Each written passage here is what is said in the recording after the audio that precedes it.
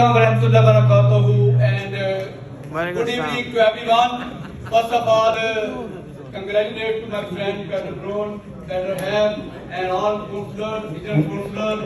One thing, it is an admitted fact that Muslim community had played a significant role in Brampton, and I can bet you, Mr. Braun, the power, the strength, the loyalty, the trust you got from Brampton, you are not going to get from any other city. This is what I can tell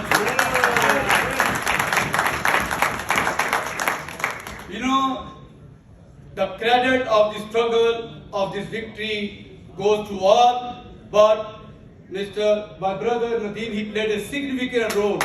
Believe me, it's not easy when you work together, bring community together, played a significant role is not easy.